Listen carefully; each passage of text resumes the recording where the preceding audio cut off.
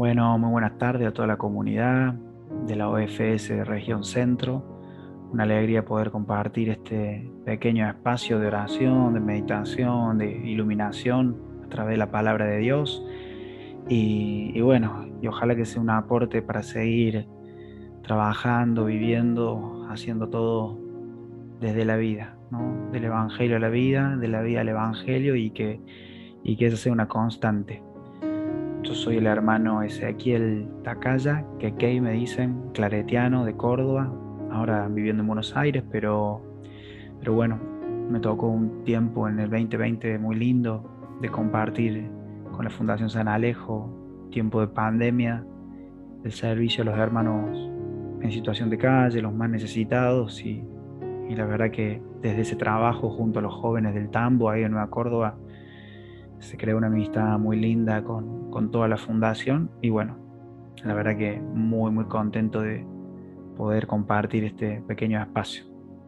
La idea es tener la Biblia a mano, un cuadernito para anotar y bueno, nos vamos a disponer a que el Espíritu nos ilumine y a que bueno, que sea un espacio de mucho crecimiento. En nombre del Padre, del Hijo, del Espíritu Santo, hacemos un momentito de silencio,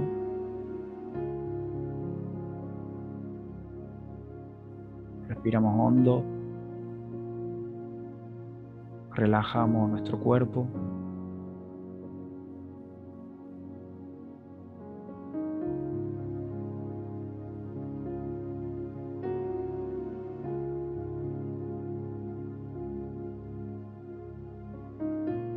Nos entregamos de lleno a la presencia del Espíritu, que sea Él quien nos ilumine, nos ayude a crecer, que nos dé las herramientas para volvernos estas comunidades fraternas, misioneras, en salida, sinodales, que se vuelva un hospital de campaña para los hermanos que necesitan, que son iglesias samaritanas para los heridos al costado del camino, y que todo esto lo hagamos con un corazón encendido como el de la Virgen María, a quien le decimos: Dios te salve María, llena eres de gracia, el Señor es contigo, bendita tú eres entre todas las mujeres y bendito es el fruto de tu vientre Jesús. Santa María, Madre de Dios, ruega por nosotros pecadores, ahora y en la hora de nuestra muerte. Amén. Después de esta oración nos vamos adentrando en el encuentro. Ahí voy a compartir la pantalla.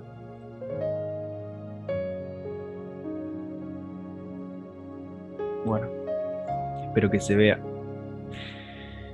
Bueno, un poco como decíamos, el encuentro tiene que ver con este ser fraternidades misioneras, ¿no? Para construir una iglesia sinodal y en salida.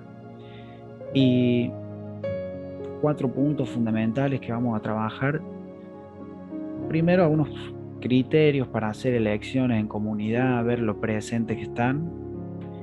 Después, a lo que vamos a dedicar más tiempo va a ser el modelo de la iglesia primitiva que nos presentan los Hechos de los Apóstoles en capítulo 15. Y después la idea es que puedan tener un tiempito prudente de reflexión personal y después un espacio de diálogo comunitario. Bueno, saben que para hacer elecciones, las cuales realizamos constantemente, varias veces al día, algunas más importantes, otras más pequeñas, otras con consecuencias eh, que transforman muchos dinamismos, otras que quizá parecieran que no cambian nada, pero cada día tomamos muchísimas decisiones. La misma decisión de levantarnos y apostar a vivir un día en comunidad, queriendo cambiar, transformar el mundo, volverlo un lugar más justo, esto es una decisión que, si bien la hacemos a veces de modo natural, tiene mucho discernimiento de fondo, ¿no? Y después hay otras decisiones bueno, requieren su tiempo, que tienen como su densidad espiritual, ¿no? Por ejemplo, aceptar un mandato de los superiores para una misión para la cual quizás no me siento completamente listo, ser animador de una comunidad, dar un retiro. En la vida misionera nosotros de repente el amor a la misión y a la tarea y la consagración de nuestra vida al reino y el afecto por una persona que puede surgir y sentir que en ese amor uno descubre a Dios, en la misión también. Eh, Son todas cuestiones que nos requieren una decisión, ¿no? O a veces sentir que uno trabaja mucho para la comunidad y igual se siente como vacío o que tiene todos en contra y necesita sacar fuerza para seguir adelante. O a veces de repente alguien que quiere comprar algo en la comunidad o en la cocina de San Alejo, un horno nuevo, pero el que está sirve, qué tan necesario es. Bueno, un montón de cuestiones, ¿no? Que surgen y que por no darnos el tiempo para resolverlas de un modo adecuado, a veces podemos, eh, bueno, generar más conflicto, ¿no? Y en nuestro caso es muy difícil porque siempre el discernimiento es entre cosas buenas, o sea, no es entre lo bueno y lo malo, no hay que discernir, es un poco obvio, pero entre lo bueno y lo bueno, entre lo bueno y lo mejor, entre lo mejor para un momento y lo mejor para otro momento, eso requiere posicionarnos, ¿no? De otra manera. Y lo ideal sería pensar si en nuestra vida diaria, en las decisiones que tomamos, incluimos la acción del Espíritu, ¿no?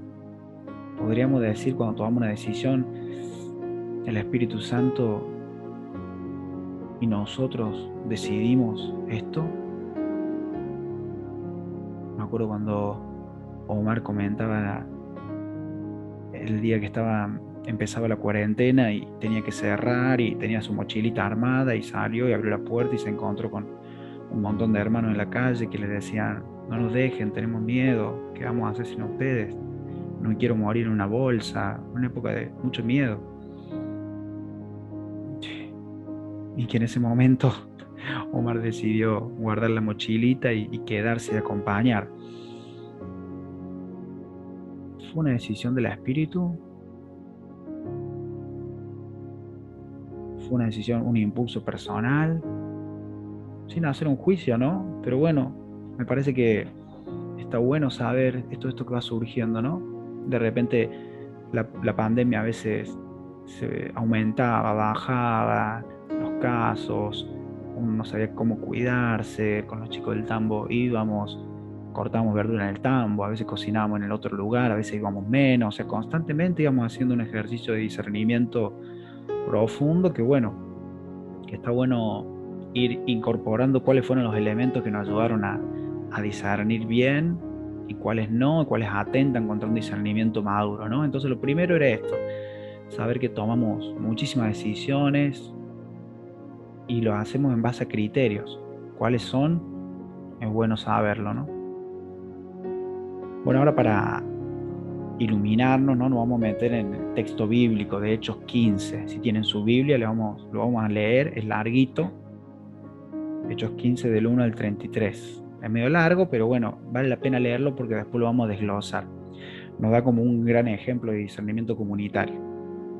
Había como causas vitales que causaban tensiones, que sacudían, que generaban conflicto y diferencias de criterios sobre cómo abordar. Entonces hacía falta decidir si sigue vigente la ley de Moisés, hacemos como siempre hicimos, hay que cambiar otra cuestión. El asunto tocaba fibras muy profundas, porque era negar un modo de religión que para muchos era muy importante, ¿no? Entonces, bueno, se genera un espacio para debatir maduramente la idea y bueno, y se toma una decisión, ¿no? Así que yo le voy a pedir una lectura primero, ¿sí? Para que podamos seguirlo con la mirada o leer en otras Biblias. Hechos 15. Recordemos que, bueno, quizás las traducciones son diferentes, ¿no? Pero bueno, vamos leyéndolo para meternos en el texto. Por aquel tiempo algunos que habían ido de Judea a Antioquía comenzaron a enseñar a los hermanos que no podían salvarse si no se sometían al rito de la circuncisión, conforme a la práctica establecida por Moisés. Pablo y Bernabé tuvieron una fuerte discusión con ellos y por fin Pablo y Bernabé y algunos otros fueron nombrados para ir a Jerusalén a tratar este asunto con los apóstoles y ancianos. Tan fuerte fue el conflicto que tuvo que apelar a la autoridad máxima. Enviados pues por lo de la iglesia de Antioquía, al pasar por las regiones de Fenicia y Samaria, contaron cómo los no judíos habían dejado sus antiguas creencias para seguir a Dios, y todos los hermanos se alegraron mucho con estas noticias. Cuando Pablo y Bernabé llegaron a Jerusalén, imaginamos que era un viaje casi de 600 kilómetros. Fueron recibidos por la iglesia, por los apóstoles y ancianos, y contaron todo lo que Dios había hecho. Pero algunos fariseos que habían creído se levantaron y dijeron: es necesario circuncidar a los creyentes, que no son judíos, y mandarles que cumplan toda la ley de Moisés. Se reunieron entonces los apóstoles, los ancianos, para estudiar este asunto. Y después de mucho discutir, Pedro se levantó y les dijo: hermanos, ustedes saben que hace tiempo Dios me escogió de entre ustedes para anunciar la buena noticia a los no judíos, para que ellos crean. Y Dios, que conoce los corazones, mostró que los aceptaba, pues les dio el Espíritu Santo a ellos mismos y a nosotros también. Dios no hace diferencia entre ellos y nosotros. También ha purificado sus corazones por medio de la fe. Ahora, ¿por qué desafían ustedes a Dios imponiendo sobre estos creyentes una carga que ni nosotros ni nuestros antepasados hemos podido llevar? Al contrario, nosotros creemos que somos salvados gratuitamente por la bondad de Jesús, igual que ellos. Todos se callaron y escucharon, mientras Bernabé y Pablo hablaban de señales y milagros que Dios había hecho por medio de ellos entre los no judíos. Cuando terminaron de hablar, Santiago dijo: hermanos, escúchenme. Simón nos ha contado cómo Dios favoreció por primera vez a los no judíos, escogiendo también de entre ellos un pueblo. Esto está de acuerdo con lo que escribieron los profetas, como dice la Escritura: después de esto volveré y reconstruiré la caída choza de David, reconstruiré sus ruinas y la volveré a levantar, para que los demás busquen al Señor junto con todas las naciones que han sido consagradas a mi nombre. Considero, por lo tanto, que no se les debe imponer cargas innecesarias a aquellos que no son judíos. Dejan sus antiguas creencias para seguir a Dios. Basta con escribirles que se aparten de todo lo que haya sido contaminado por los ídolos, que eviten matrimonios prohibidos, que no coman carne de animales, porque desde los tiempos antiguos hay en cada pueblo quienes predican la ley de Moisés, la cual se lee en las sinagogas cada sábado. Los apóstoles y los ancianos con toda la iglesia decidieron escoger a algunos de entre ellos y enviarlos a Antioquía junto con Pablo y Bernabé. Nombraron a Judas y Silas, hombres de importancia, y con ellos mandaron la siguiente carta. Escribieron una cartita a los muchachos y decía: nosotros los apóstoles, los ancianos, hermanos de ustedes, saludamos a nuestros hermanos que no son judíos y que viven en Antioquía, Siria y Cilicia. Hemos sabido que algunas personas han ido de aquí sin nuestra autorización y que los han molestado con sus palabras, lo han confundido. Por eso, de común acuerdo, nos ha parecido bien nombrar a algunos entre nosotros para que vayan a verlos a ustedes junto con nuestros queridos Pablo y Bernabé, quienes han puesto en peligro sus vidas por la causa de nuestro Señor. Así que les enviamos a Judas y a Silas. Ellos van a hablar personalmente con ustedes para explicarles todo esto. Porque ha parecido bien al Espíritu Santo y a nosotros no imponer sobre ustedes ninguna carga aparte de estas cosas necesarias: que no coman carne de animales, que no coman sangre ni carne de animales estrangulados, que eviten matrimonios prohibidos. Si guardan estas cosas, están actuando correctamente. Saludos. Ellos, después de despedirse, se dirigieron a Antioquía. Reuniendo la congregación, le entregaron la carta, y cuando los hermanos la leyeron, se alegraron mucho por el consuelo que les daba.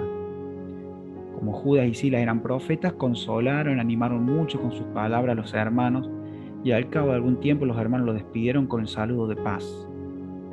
Pablo y Bernabé se quedaron en Antioquía junto con otros muchos. y siguieron enseñando, anunciando el mensaje de la buena noticia del Señor.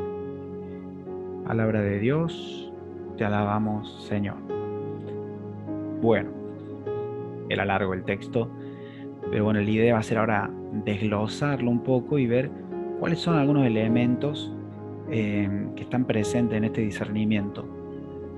Para esto, por ejemplo, si quieren, obviamente, a ver,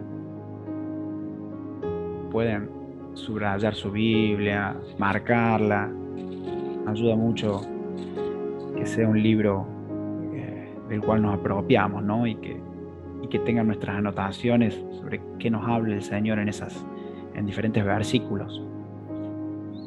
Entonces, bueno, lo primero que vemos es que la comunidad sabe centrarse en el problema y en el tema central. Había una cuestión que tiene que ver cómo somos salvados. Y había dos partidos. Uno decía, no, hay que circuncidarlo y respetar toda la ley de Moisés. Para otros dicen, miren muchachos, vemos como que Dios no se preocupa tanto por esas cosas exteriores que nosotros le damos mucha importancia. Parece como que Dios nos está abriendo el camino por otros lugares, ¿no? Entonces vieron el versículo 2 que dice, fueron nombrados para ir a Jerusalén a tratar este asunto con los apóstoles. Lo primero fundamental, parece, para ser comunidades realmente misioneras que resuelven los conflictos que van apareciendo, es que saben cuáles son los temas que tienen que tratar. No es que se reúnen y bueno, charlemos de la vida y qué pasó y cómo salió el fútbol. No, mira, hay un tema central que tiene que ver con la pandemia, con el servicio social, con la situación de una familia concreta. Identificar el tema es lo primero.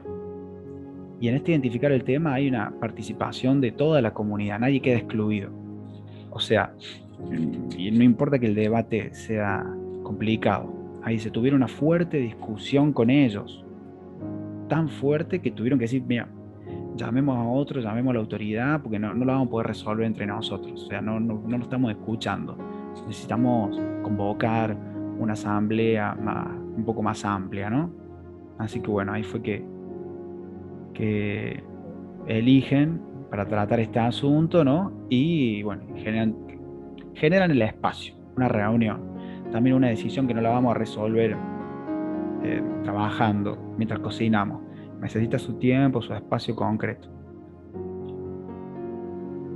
Otra cuestión fundamental es que en la reunión no, no se da una lucha de partes, de quien están de un lado de la grieta y el otro, los que quieren salir a la calle, los que se quieren quedar en el templo, los que se quieren hacer esta tarea y los que quieren hacer la otra, sino que se da eh, una presentación de perspectivas acaloradas, como fuertes discusiones, quizá entre gritos, con pasión, pero se presentan muchas perspectivas.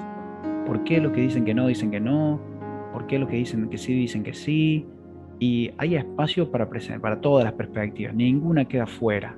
Esto también es importante porque a veces nosotros podemos esconder alguna perspectiva que son las que no nos conviene. Y ahí el espíritu pierde fuerza.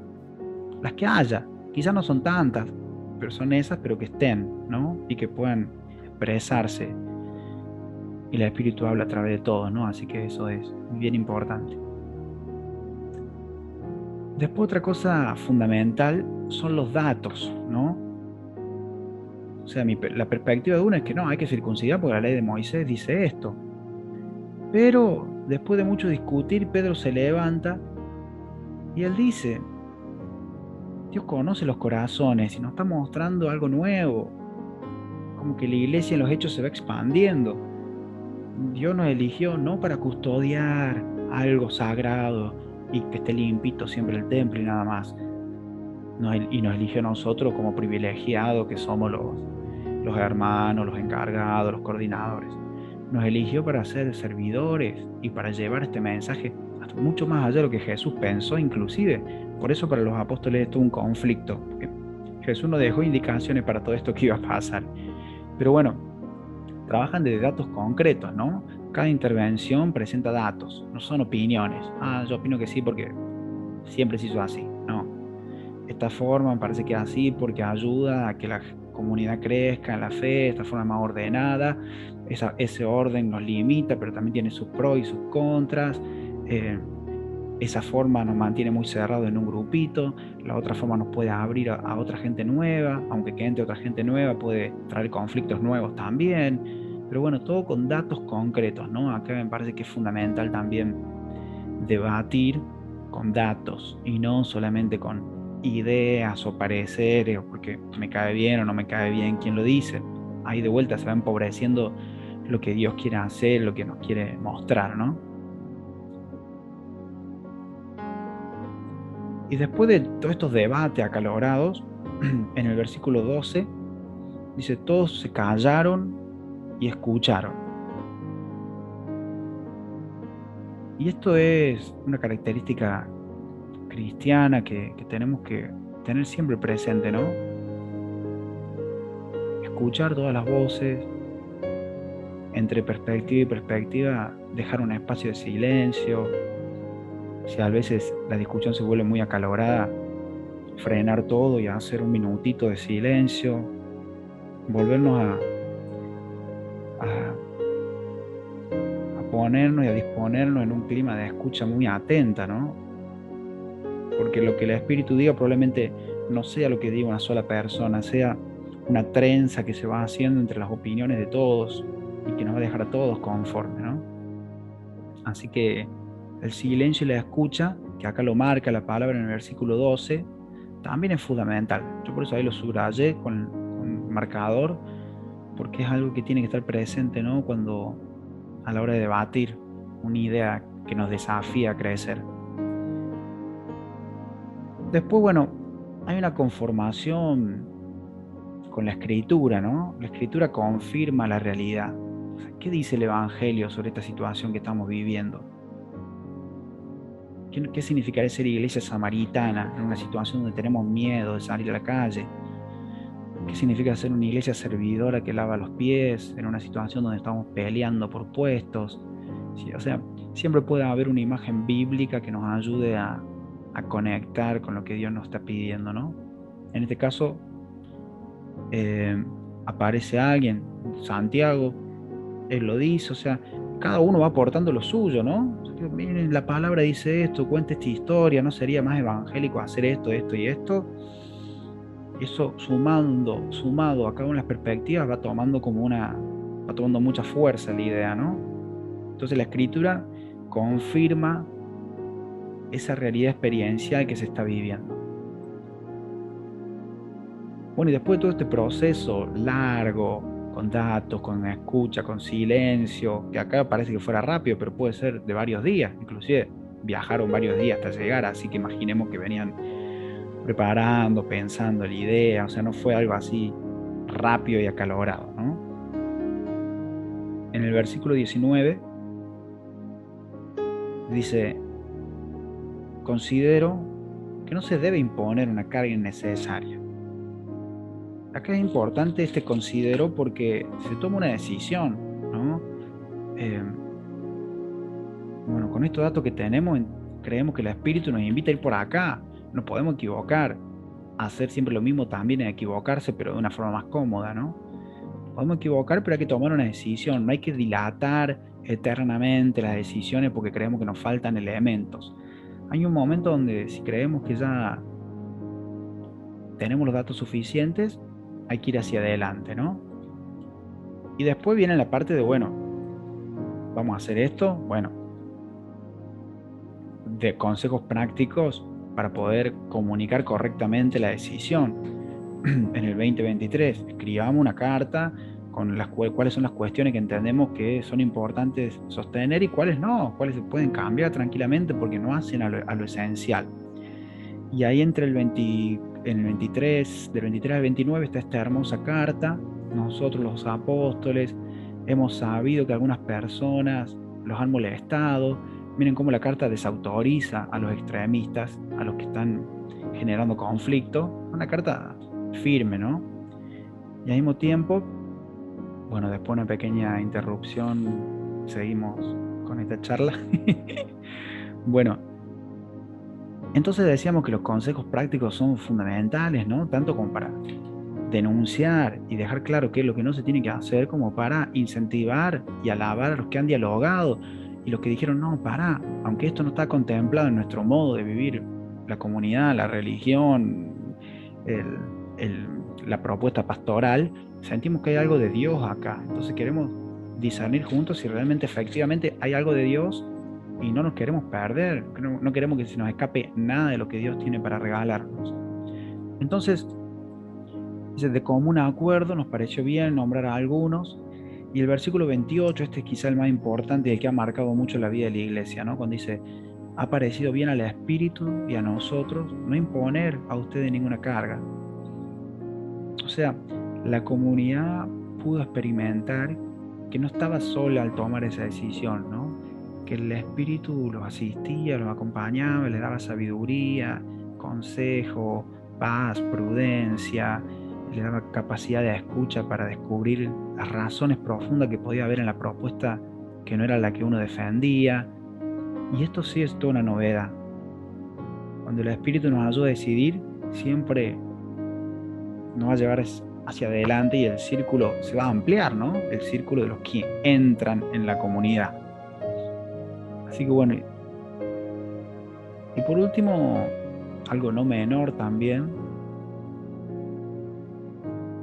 es que cuando van a llevar la noticia y le comentan todo, dice, cuando leyeron, se alegraron mucho por el consuelo que les daba.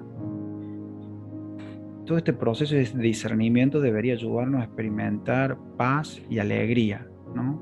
Sobre todo porque, bueno, esto fue el Concilio de Jerusalén, como es conocido este evento, fue una honesta búsqueda de la voluntad de Dios para una comunidad que estaba enfrentada a cuestiones cruciales, que iba a transformar totalmente su modo de celebrar, de integrar, de, como ya, de qué te pedían para formar parte de la comunidad. Era como unos nuevos estatutos, básicamente, ¿no?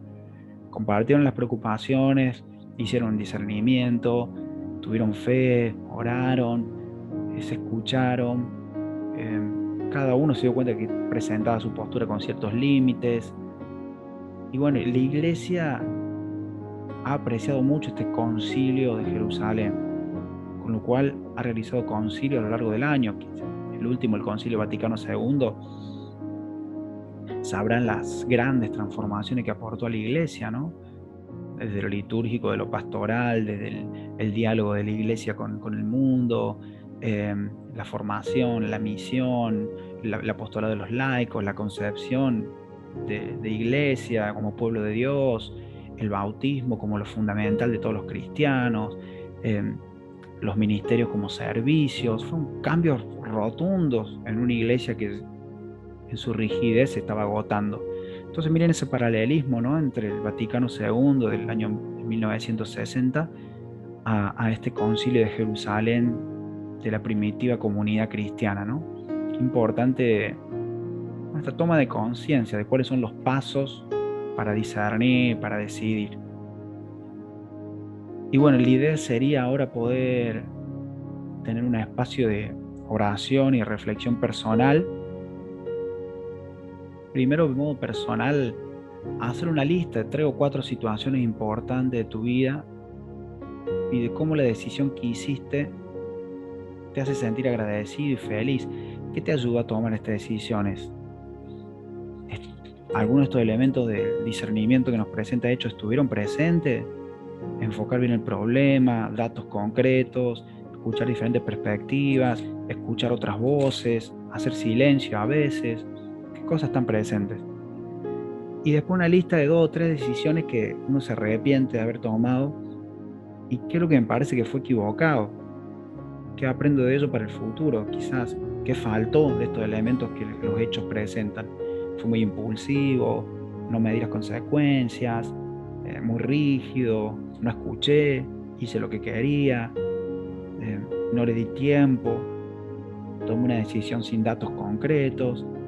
Entonces la idea sería para ir integrando en la vida un poco todos estos criterios de discernimiento, darnos un tiempito, ¿no?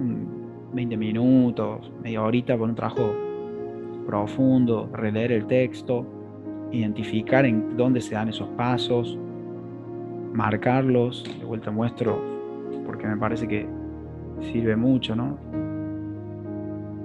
Marcar uno por uno cuáles son esos pasos y después poder compartir en grupo, ¿no? No sé si estarán todo de modo virtual o algunos estarán de modo presencial, pero la idea sería conversar qué podemos aprender de la comunidad de los hechos, de qué modo eso nos ayuda a volvernos nosotros comunidades fraternas, misioneras, sinodales, en salida.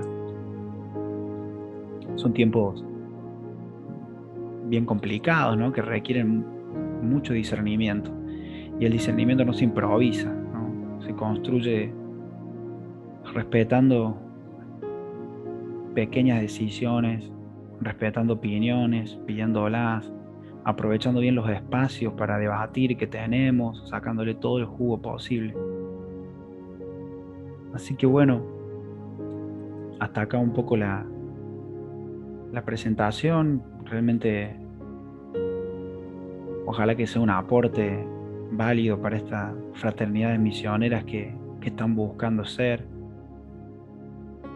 Yo creo que si lo buscan con todo su corazón y el espíritu el que siembra esa búsqueda, los caminos para lograrlo van a aparecer también. Así que animarlos adelante, una alegría poder compartir este espacio. Saludos a todos los conocidos y a los que no, bueno, un gusto compartir. Ojalá que pronto podamos hacer esto de un modo presencial, escuchar el debate, escuchar las preguntas. Eh, Les deseo que sea un espacio, una mesa de trabajo muy fecunda. Y bueno, terminamos este momento dando gloria al Padre, al Hijo y al Espíritu Santo, como era en el principio, ahora y siempre, por los siglos de los siglos. Amén. Que el Señor nos bendiga en esta tarde. Les deseo un trabajo personal y grupal muy fecundo, muy profundo, que traiga nuevas respuestas, aire fresco, y que bueno, que a través de este espacio de formación vayan cualificando esa misión tan importante que tienen, este ministerio tan importante para la iglesia, este carisma tan fundamental que siempre nos recuerda que desde lo sencillo, desde lo humilde, desde lo cercano, desde la caricia más inocente, más desconocida del mundo, se puede volver un espacio de reino fundamental, ¿no? Así que, bueno, que puedan seguir adelante con este encuentro, con esta tarea y que, bueno, que trabajen en profundidad porque como iglesia necesitamos su carisma, su fuerza, todo lo que tiene su carisma para dar. Así que, bueno, que sea un espacio que ayude mucho a eso. Un gran abrazo y nos estaremos viendo próximamente. Muchas bendiciones.